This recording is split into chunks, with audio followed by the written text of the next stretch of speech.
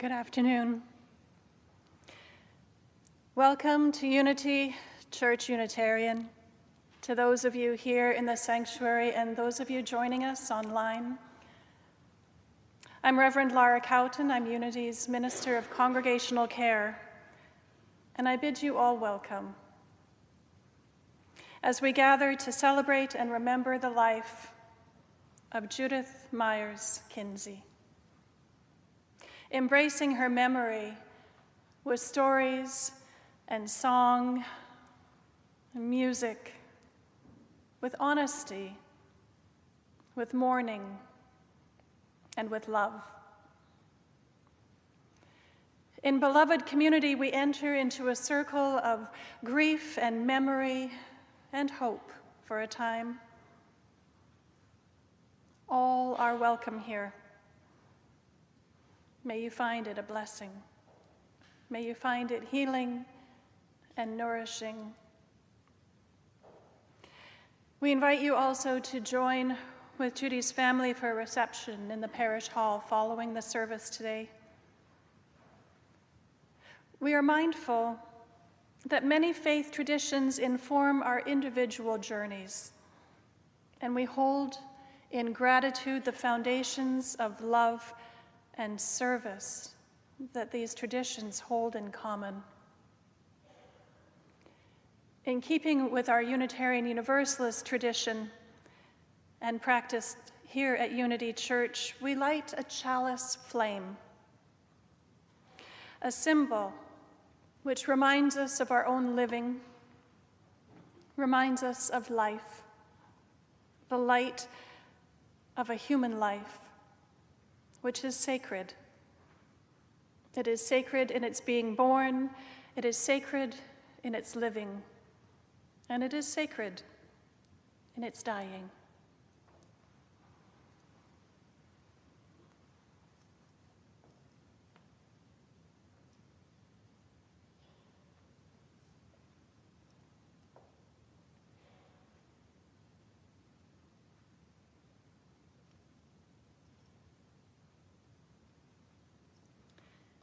In the presence of life, we say no to death.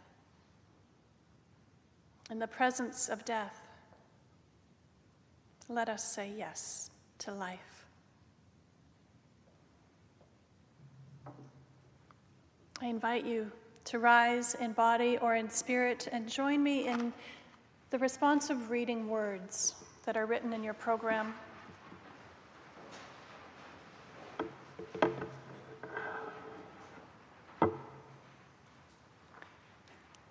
Your response is simply, we remember them. In the rising of the sun and in its going down. In the blowing of the wind and in the chill of winter. In the opening of buds and in the rebirth of spring. In the blueness of the sky and the warmth of summer, in the rustling of leaves and in the beauty of autumn, in the beginning of the year and when it ends, when we are weary and in need of strength, when we are lost and sick at heart, when we have joys we yearn to share, as long as we live, they too shall live, for they are now a part of us as we remember them. You may be seated.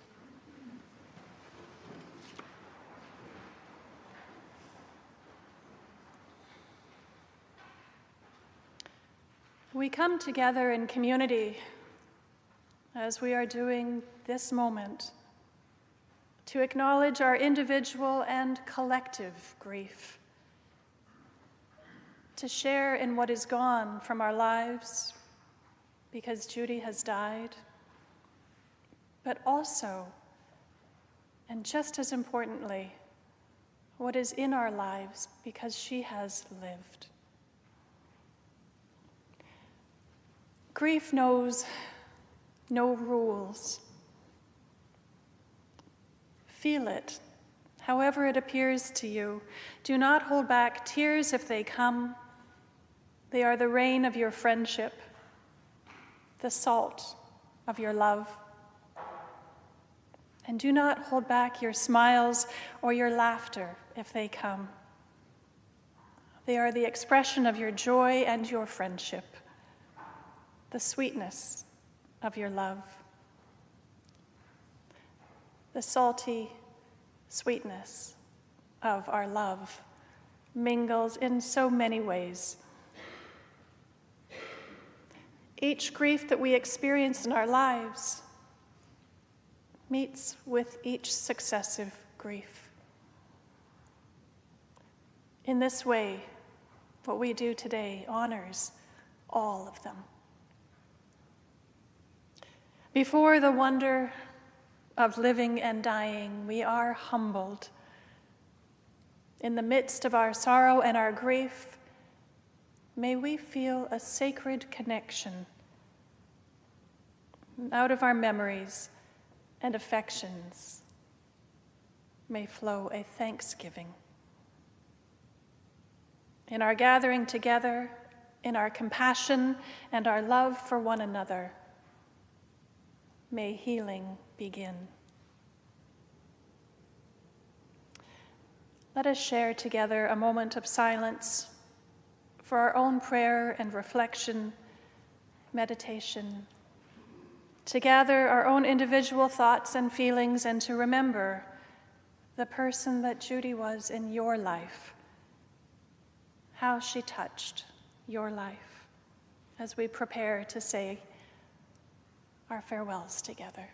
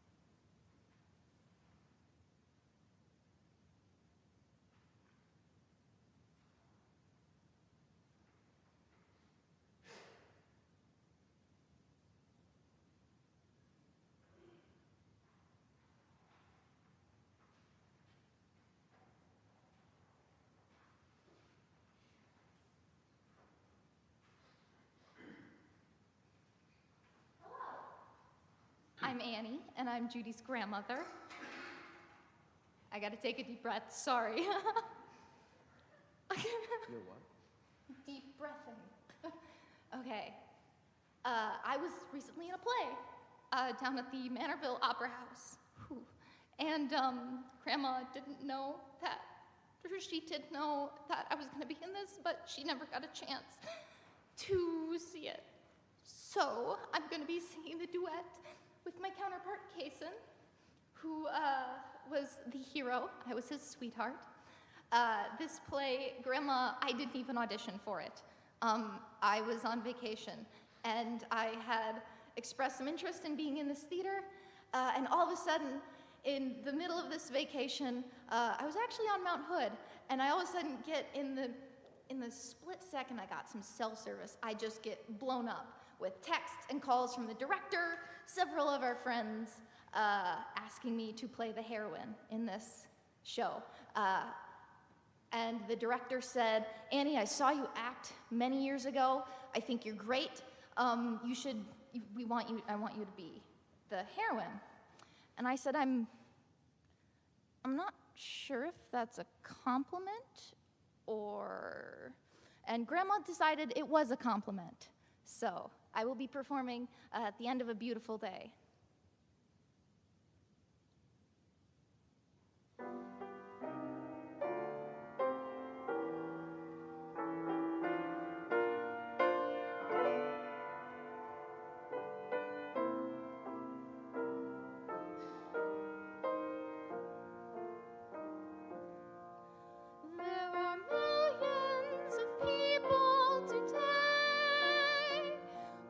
Seeking to find out the way that real happiness lies on the earth, in the skies, or within the blue depths of a true woman's eyes. There are those that want riches and power, and they seek for them most every hour. How I wish they but knew that for happiness true, there is only one way, and I'll tell it to you. At the end of a beautiful day, if you're glad 'cause your heart seems to say that you've been true and kindly, you've righted a wrong, and you've given your smiles to help others along. If there's somebody's burden of care that you're ready and willing to share, then your heart's made of gold, and your joys are untold. At the end of a beautiful day, there are kings in their palaces grand. There are magnates with acres of land. There are those who have schemes, but they turn into dreams. And most everybody has something, it seems, but none of them happiness bring. And that is life's most precious thing. How I wish they but knew that for me and for you, there is only one pathway for us to pursue. At the end of a beautiful day, if you're glad 'cause your heart seems to say that you've been true and kindly, you've righted a wrong, and you've given your smiles to help others along. If there's somebody's burden of care that you're ready and willing to share, then your heart's made of gold, and your joys are untold. At the end of a beautiful day.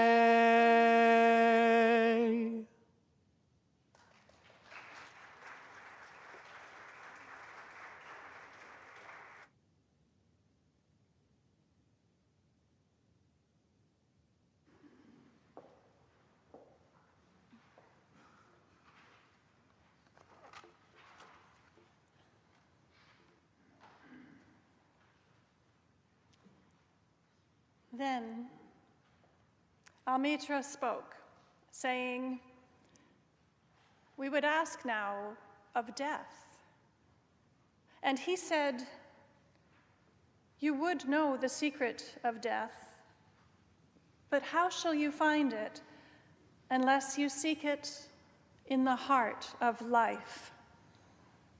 The owl, whose night-bound eyes are blind unto the day, cannot unveil the mystery of light. If you would indeed behold the spirit of death, Open your heart wide unto the body of life. For life and death are one, even as the river and sea are one.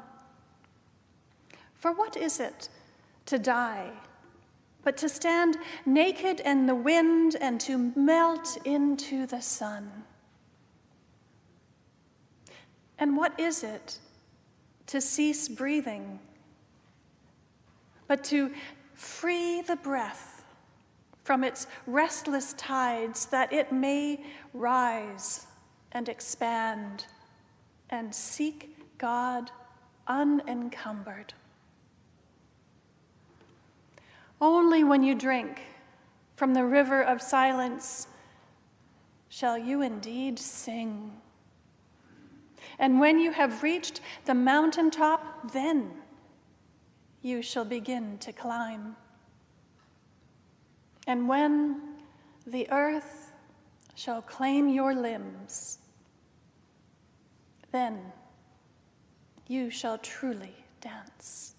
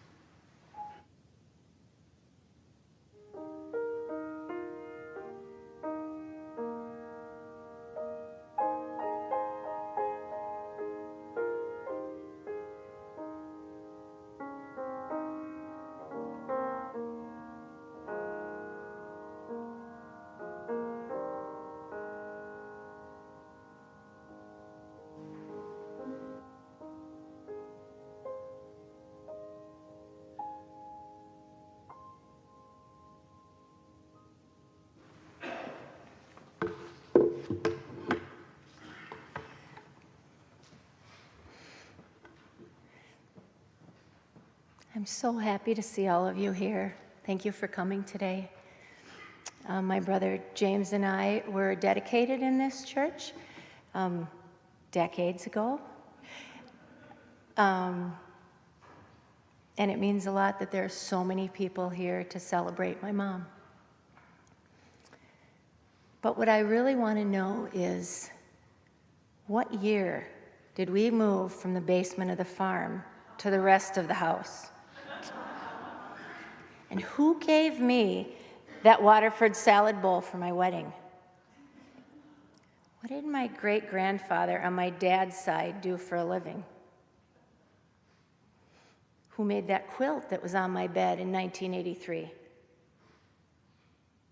What would Dad have thought about the election this year?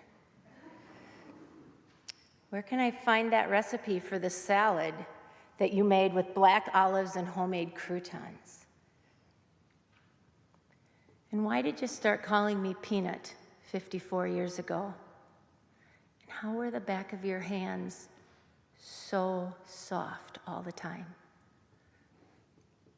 Every day I come up with about 4,952 questions that I want to ask my mom.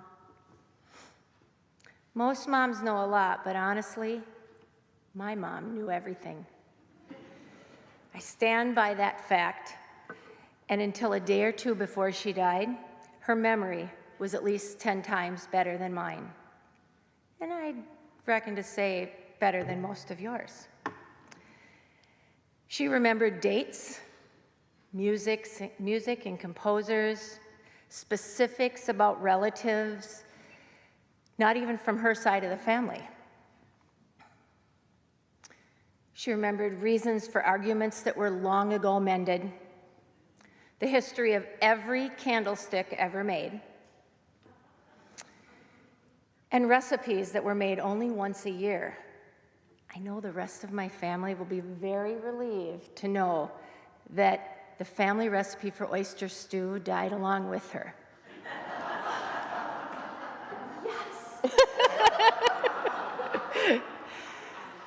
I never realized just how much I relied on her until I stood there one day, shortly after she was gone, stumped about something, and sadness washed over me as it registered that I could no longer ask her. I know that every day will bring questions, and my heart breaks, knowing that many of those questions will never be able to be answered again. However, I have learned so much about my mom since she passed away from all of you and all of you that are here online. There is solace in knowing that we are all experiencing this loss together and that we can lean on each other in the days and weeks and months to come. Maybe some of the questions we have could be answered by each other. The day before Mom died, she started mumbling something, and I leaned over to listen to her. She said over and over, "I lied, I lied, I lied." And that was not okay in our family. I took her hand gently, and I asked what she lied about. She got more and more agitated and said that she didn't tell the truth. After unsuccessfully trying to get her to tell me, she fell back asleep. And I assured her that it was okay. But guess what? It is not okay. I need to know what that secret was. Is it about how you make cranberry dessert? Was she lying about who really ate the O. Henry bar at her parents' house? If you want to know, ask Susan or Janet, sitting here. Or is there some huge, juicy family secret that went to the grave with her? Maybe it's just that she was in more pain than she let on. Unless one of you can help, we'll never know. I will offer a reward to the person that knows and will share it with me. I'm serious. My mom was such a unique woman, but many people that met her never knew how special she really was. I included some of those things in her obituary, and she would be mortified that I bragged so much about her. One of her favorite sayings was, "All anybody needs to know about prizes is that Mozart never won one." She lived that every day. Mom didn't do things in life because she would win a prize or receive an award or get recognition. She was a very humble person. She did receive some incredible accolades, and I know she appreciated them. However, she rarely, if ever, told others about them. I learned about some of them coming across paperwork that I found while cleaning out her apartment, or hearing things from others, or maybe her admittance after several glasses of wine, usually with her sisters. Her outstanding accomplishments were well-guarded secrets. She lived her life because she enjoyed it, like playing the piano, making cards, invitations, and embroidery projects for others, cooking scrumptious meals, going to the Minnesota Orchestra with some of you, antiquing, traveling, or just spending her time with family and friends, drinking tea or wine. I believe that Mom lived as long as she did after her diagnosis because she simply wanted to. She wanted to live life, not just live, but enjoy every second that she had and I can say without a doubt that she did that. I feel so grateful to have had her as a role model in so many ways, but especially in living life to the fullest. We could all take that lesson from her. Now that I've touted all her amazing traits, some of you might think that I'm seeing her through rose-colored glasses or putting her on a pedestal. And I kind of am, because that's what you do at funerals. But I can easily push her off that pedestal with a few more stories. Sit back. Would you like to hear about how when I bit Jimmy, she bit me back to show me how it felt? Or maybe you'd like to know about the Russian tea cakes that she made one Christmas that were so gross and hard that they gave Jimmy a black eye. When you threw it at me. I left that part out.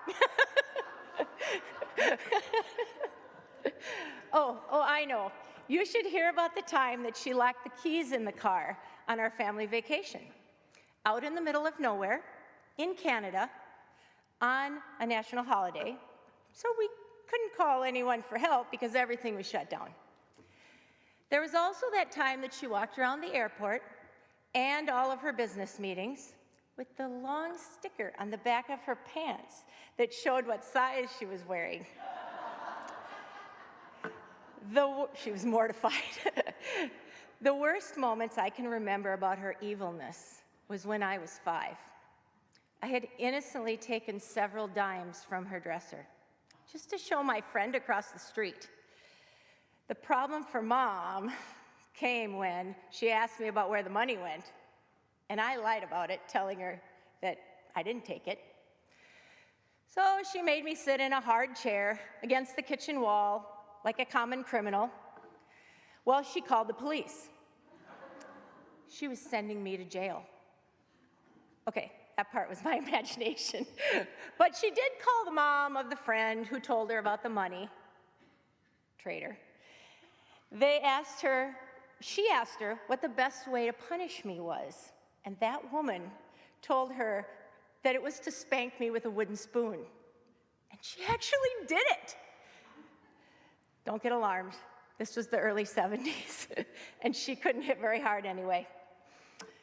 So I was fine. Can you believe, though, that she'd do that to me when I was always so innocent?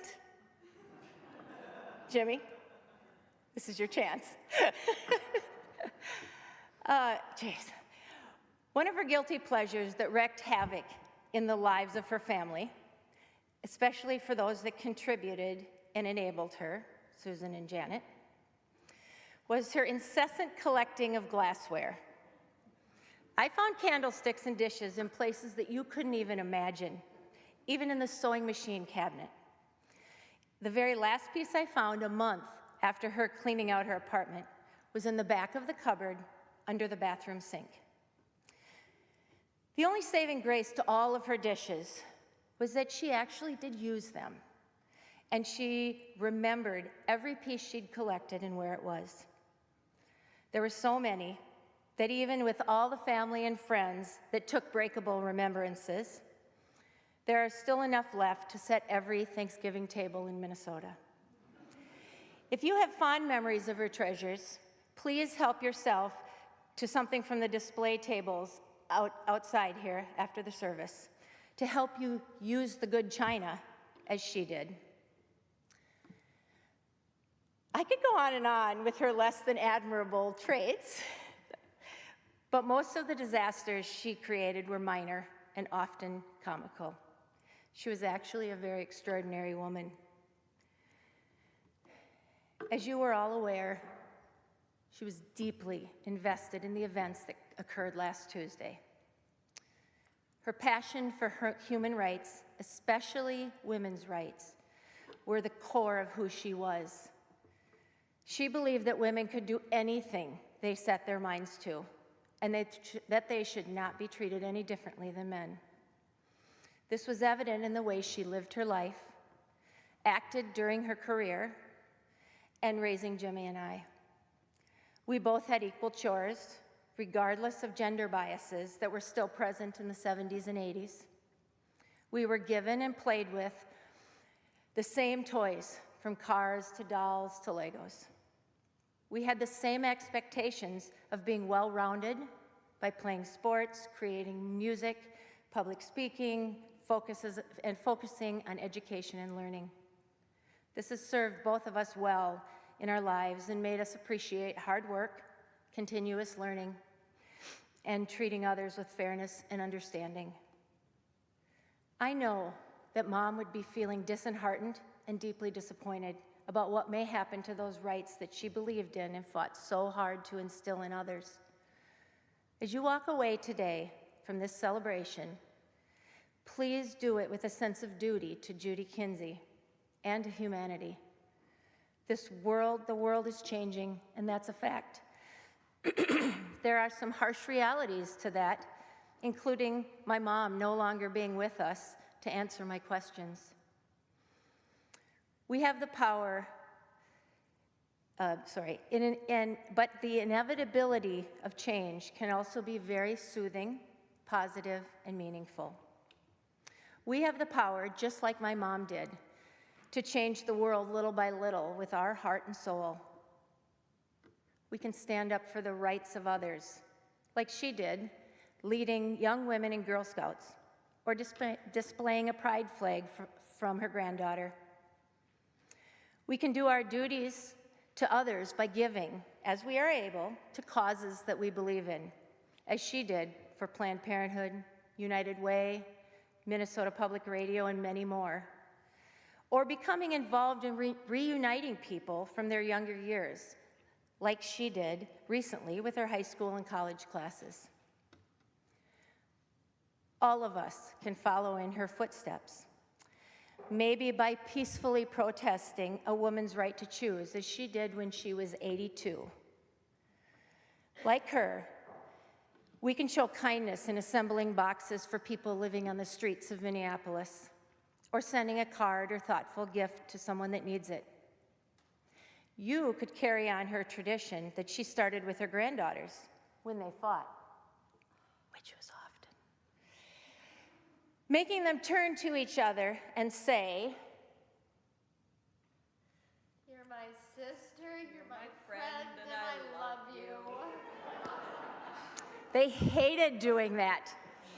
But now as they laugh about it, they realize what important values she instilled in them. Family is important, and no matter how much fighting there is, we can count on each other when the going gets tough.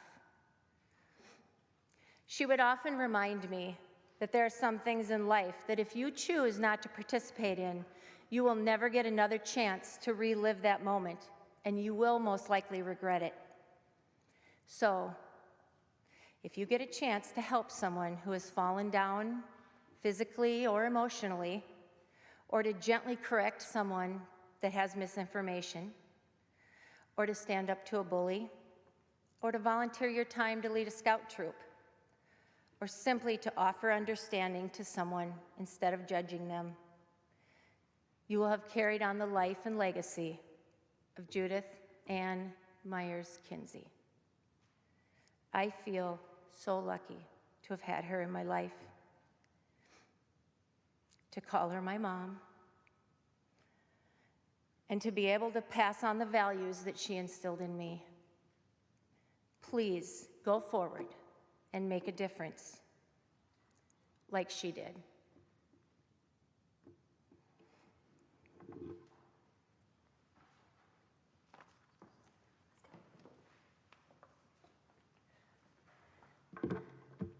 Hello. Hi. We're Judy's granddaughters. Many of you already know that, but I'm Alex. I'm the younger one. You already know Annie. One thing I would like to correct, I did like oyster stew. So I'm a little heartbroken that that recipe's gone. I am not, thank goodness. Every single Christmas Eve, we would be forced to eat one oyster. I don't know if any of you have had an oyster stew. They are slimy. Sorry, they are gross, and I was young, impressionable, and traumatized now. So thank goodness we no longer have to have an oyster on Christmas Eve. Jimmy and I had to eat Grandma loved us. Yeah. Grandma played such an important role in our lives as Grandma. She was able to be in the room when I was born, and she was the first person I ever saw, instantly creating a magical connection between the two of us. And not only was she my grandma, she was one of my best friends. I feel the same way. If you knew me when I was younger, I'm sure you were surprised to see that I was speaking today, and even more surprised that you can understand me. When I was younger, I had such a bad speech impediment that people would ask if I was speaking Chinese. Clearly, that's improved just a little bit. Even my mom sometimes had a hard time understanding me, but not Grandma. She was given the official title of Alex Translator. She always understood what I was saying. And she took on the role as our caretaker, starting Camp Grandma at the lovely little farm in Bern. And of course, unlike my mom and my uncle, we got away with a little more, such as sneaking downstairs for computer time, in which then we would be playing. And all of a sudden we'd look at the clock, and it was nap time. But Grandma seemed to have lost track of time, so we would sit there very quietly as hopes to not alert her to where we were and what we were doing, and just say, "Oh no, we lost track of time too. Shucks." She'd usually catch us, in which we would be sent upstairs for nap time, and Grandma would go and sit in the family room at our house and watch. I always remember it being Wheel of Fortune. I've been told that she would never watch Wheel of Fortune, so I think that's more my memory betraying me than anything else. Law and Order, sure. And Annie and I would sneak downstairs and sneak around the corner over to where her computer was, and we memorized her password. So then we could go and play more games on her computer. We memorized her password so much that I still use it as my password for a lot. I won't tell you what it is, but it still is in there. Which means that I have access to these things as well. Unfortunately. During nap time, if we did not want to take a nap, I happened to have a dollhouse in my room, which was Mom's old room. And so Alex would sneak into my room, and we would play together very quietly. And if Grandma came upstairs, Alex would dive underneath the bed, and Grandma would be like, "Where's Alex?" And I'd say, I don't know, she's not in her room? What? Grandma was not your traditional grandma. We have another lovely grandma on our dad's side. She makes delicious sugar cookies. She bakes. It is wonderful, but oh no. Not Judy Kinsey. No. She does not bake cookies. She buys cookies. And that's absolutely okay. I get it. Baking isn't for everyone. I myself am horrible at making cookies. She would then proceed to buy us not delicious Monster or chocolate chip cookies. No. She bought us oatmeal raisin cookies. That is not a cookie. Don't let it deceive you. The one plus side from that, though, although we didn't like it in the beginning, repetition equals you eventually get used to it, as per oyster stew. And so, thanks to Grandma, we never have to go to end dinner without dessert, because without fail, every time, the oatmeal raisin cookies are the only ones left on the cookie tray because nobody likes them. So we always get a sweet treat after dinner. At Grandma and Grandpa's, I always used to sleep on the floor. I started sleeping kind of in their closet. I'm not sure why. And when I woke up, I always knew if Grandma was up or not because I could hear the news through the floor as she was watching the news in the family room right below her room. And as she came over to our house for chemo, the waterworks have started, they're not gonna stop. I would wake up and I could know that she was awake because I could hear MSNBC. through my floor in my room. So I knew that Grandma was up and it was okay to go downstairs.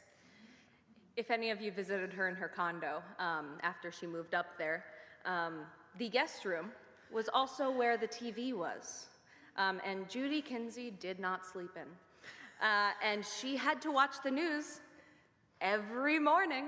So you would wake up around 7 a.m. to MSNBC blaring in the room that you were sleeping in. And there she is, sitting in the corner with her cup of tea, just like, oh, you're awake. When it was time for both of us to go to school, to college, Grandma made sure that we both went to a small liberal arts school, which I don't think either Annie or I minded. I toured a lot of schools, a lot. And she came to more than half of them with me, including when it was just her and I at McAllister, which, no hate to McAllister, but we both realized was not the place right away. So we stood in the back of the group and talked the whole time, which is very unlike her. But one of the biggest, I ended up at Gustavus. I'm a junior this year. And one of the biggest things that Grandma and I bonded over in the past few years was politics, which I know is a very touchy subject for many. As I got older and started forming my own opinions, we would just talk for hours about politics, especially this summer when I worked at the Minnesota DFL.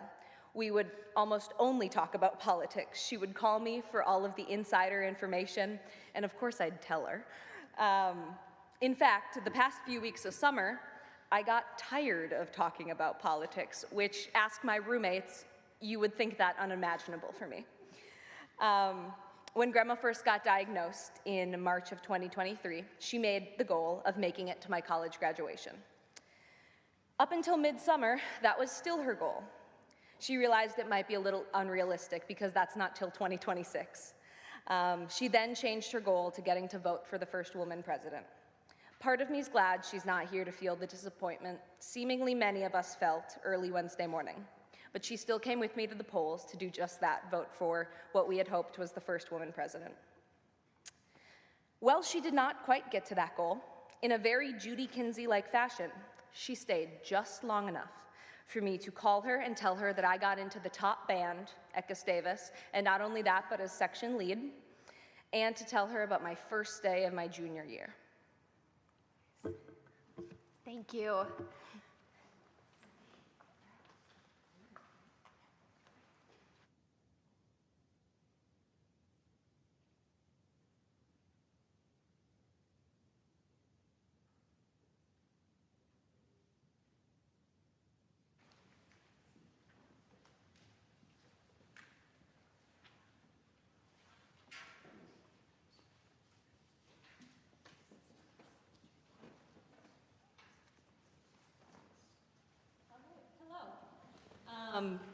So, Grandma got me into music in 5th grade when I lovingly started playing the tuba. Believe it or not, it somehow stuck around. And in my senior year of high school, there's something called solo and ensemble for high school students in band and choir. And that was where you would prepare a solo or a group or a performance, and then perform it against all of the other schools in your district. So it was, I think, 10 schools in our area, something like that. And so my senior year, when I was picking out a solo to do, I found this solo. It's called His Majesty the Tuba by Robert Dowling. And so I started practicing it, and I loved it. And so I'm glad that the waterworks didn't start up there because it's a little hard to cry and play the tuba. But when my band director tried to then get me to have a meeting with the accompanist, I said no. I want my grandma to play for me, and she did. And she thinks that she messed the whole thing up because she missed 2 notes at the beginning, but I'll always say that she did amazing, especially because we ended up winning the competition. So I've prepared that solo to play for you guys today. At the piano, though, is obviously not Grandma. It's instead my college roommate, Zoya, who is also in the top band at Gustavus as the piano player. I do have to tune really fast. Give me just a moment.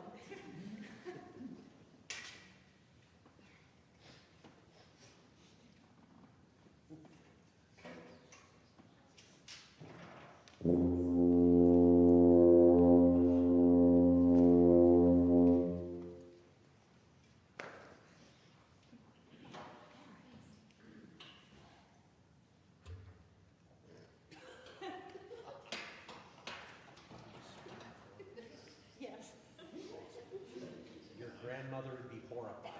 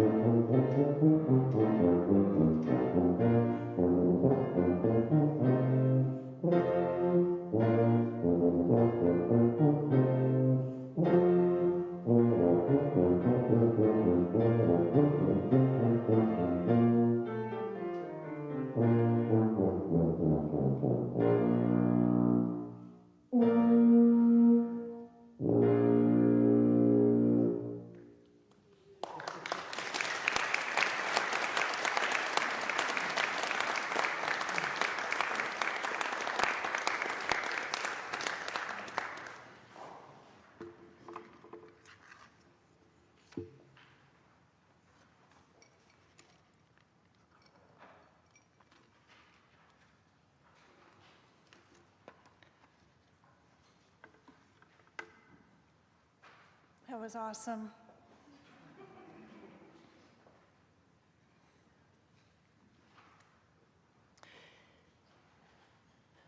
Judith Ann Myers Kinsey was born on March 25th, 1940, to Bob and Margaret Myers. And she died on September 4th, 2024. And between these milestones of birth and death, Judy lived a full and rich life for 84 years. Because the particulars of a person's life are, of course, unique, but there's also a person's essence that shines through, that is consistent, a consistent thread that weaves itself in and out of those particulars. Let's call this thread Judy. So one of those threads that I see shining clearly through was a person who delighted in life and took great joy in it. And in turn, those who knew and loved her took great joy in her. She was fully present to the people that she loved. The details of her life can be found in the obituary. Part of it is printed in the order of service, and a larger version is online. But that's not all of who Judy was. What it doesn't tell you, and what Judy could tell us if she were here today, are the reasons that she lived the life in the way that she did. The courage that it took her to live the life in the way that she did, and make the decisions and have the priorities that she had. So Judy was accepted at University of Madison, Wisconsin for music. And she went there for a college day fair to check it out. And IBM had a table set up. And they took her contact info, and they called her and asked her to come to an interview in the big city, in Minneapolis. Well, the whole family came along for an outing, a day of shopping and activities. But instead, they spent the whole day sitting outside IBM waiting for her to finish her interview. She came out with a job. This speaks to her brilliant communication skills as well as her intelligence. So she went to Wellesley and did math for IBM and minored in music. Her instrument in college was the organ, a unique choice. Judy had a great appreciation for college choirs and church music, and she would hang out with her friend Karen at a Lutheran church for the music. I hazard that she might have enjoyed it here too. Her father was a vocal music teacher at high school, and maybe that's where she got her passion for classical music as well. She loved Mozart, Requiem, and Bach, and was listening apparently to Beethoven when she took her last breath. And so we have Beethoven for her today, too. Judy married Jim Kinsey in 1965, and together they raised their daughter, Julie, and son, James. Jimmy.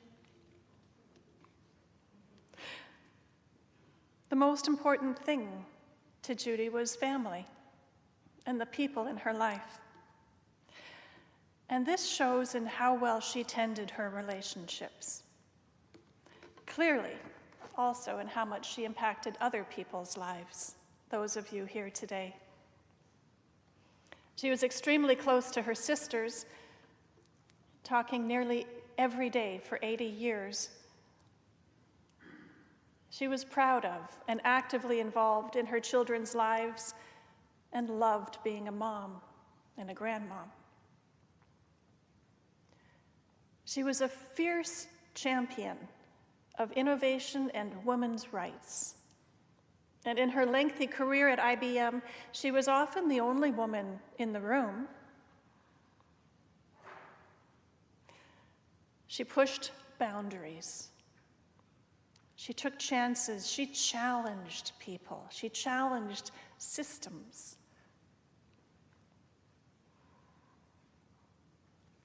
She led the way in helping others to succeed. We've heard of her humility.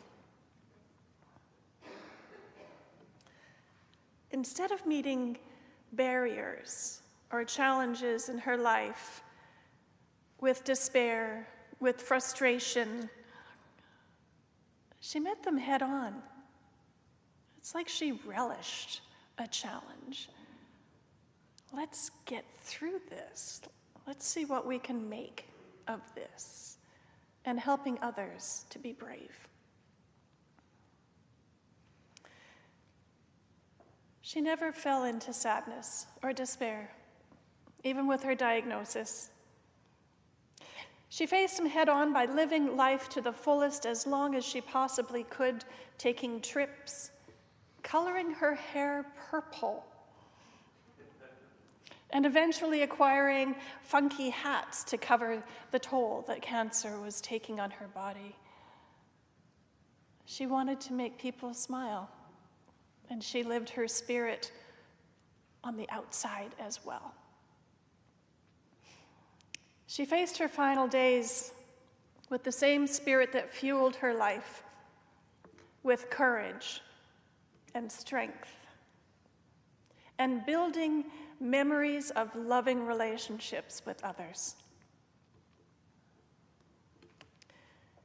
Judy believed that life was a gift to be enjoyed and shared by lifting others up, by marveling in the beauty of music and art and color and glassware and good china. A quote that Julie shared with me resonates as I think of Judy. "Here's to strong women. May we know them. May we be them. May we raise them." May we honor Judy's life by learning from her example, by living lives of integrity, service, and joy.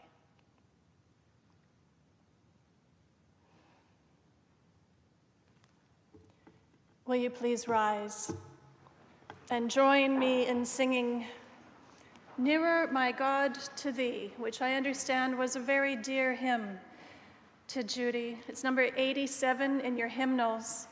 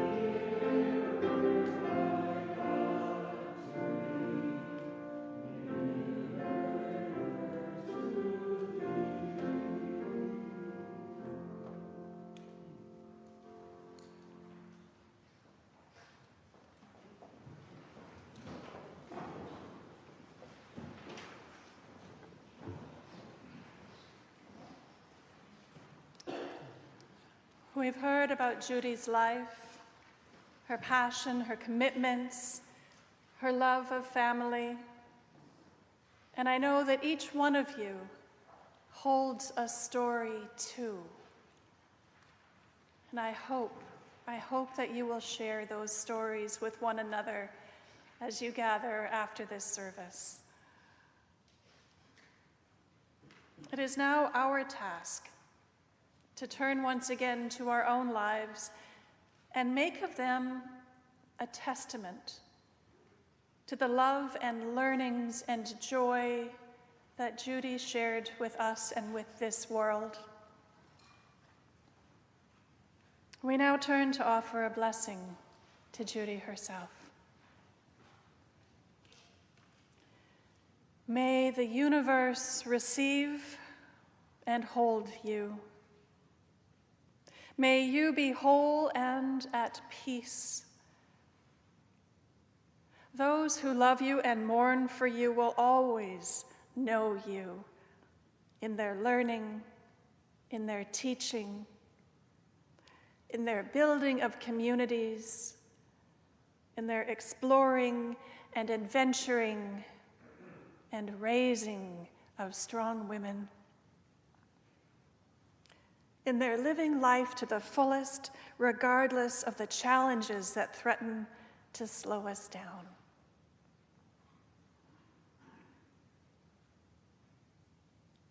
Judy, you will be remembered.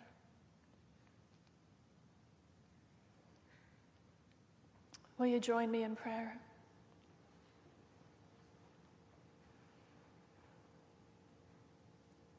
Spirit of love, God of mystery, we have gathered in grief and gladness while also holding the wonder of life. This spirit which endows and animates all that is. May we know your presence in the sorrow and grief that we feel. Remind us of the tender and fragile beauty of our living and loving, that we may experience life with intention and reverence. Be with us, Spirit of love, as a constant companion on our journey, as we remember with gratitude all that Judy was and all that she loved. In all these ways and more, may we know the love that she expressed, reflected, and enriched in our lives through her living. Compassionate Spirit, welcome and hold Judy's precious essence with tender grace, with peace and everlasting love. We offer this prayer in the spirit of love which indeed does hold us all, every one, binding us to the living and to the love that lies beyond death. Amen.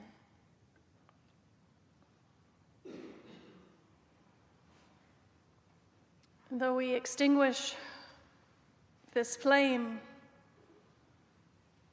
we know that the spark of life still burns within each of us.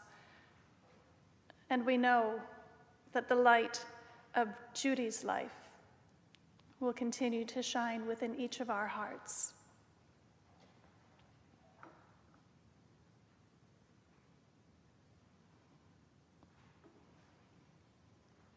In the spirit of love we have gathered. In the spirit of love, let us depart.